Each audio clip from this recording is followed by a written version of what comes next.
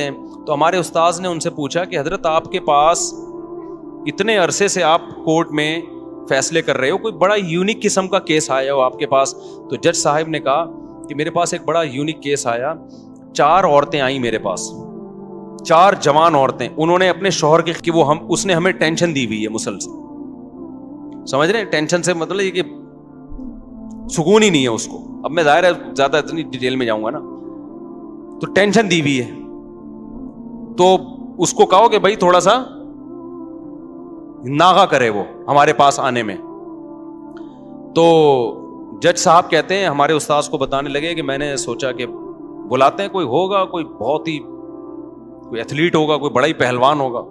کہہ رہے میں نے بلایا تو بڈھا آدمی, کمر جھکی ہوئی اس کی, لاٹھی لے کے آ رہا ہے نا, ایسا کڑک سڑا آدمی. نے کہا یار یہ اس عمر میں اس نے 4 جوان عورتوں کو ٹینشن دی ہوئی ہے بھائی, ہیں بھائی. پرہیزگار آدمی تھا, نیک پرہیزگار. تو یار یہ اس عمر میں اس نے ان کو ٹینشن دی ہوئی ہے. آج تو جوان آدمی کی 4 ہونا تو وہ گھر سے بھاگ جائے, ٹھیک ہے نا, جو حالات ہمارے نوجوانوں کے چل رہے ہیں. تو کہہ رہے میں اس کو لے گیا الگ کمرے میں. میں نے کہا سزا وزا کیس ویس تو بعد میں, وہ کھاتا ہے, خوراک کیا ہے تیری؟ کہہ رہے اس نے کہا میری خوراک کچھ بھی نہیں, زیتون, کھجور, اونٹنی کا دودھ, بس یہ 2-4 چیزیں ہی تھیں, یہ 2-4 جو آرگینک چیزیں ہیں بس. کہتے ہیں پھر میں نے اس کو بتایا بھائی تیری عورتوں نے تیرے خلاف کیس کیا ہے تو تھوڑا سا ہاتھ ہلکا رکھ بھائی تو.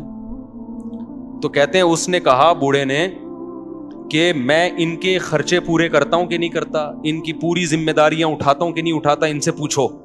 تو ان سے پوچھا کہ اس نے کہا جی خرچے میں کوئی کمی نہیں ہے. اس نے کہا پھر جب میں ان کے حقوق پورے کر رہا ہوں تو ان پر لازم ہے کہ یہ میرے حقوق بھی پورے کریں.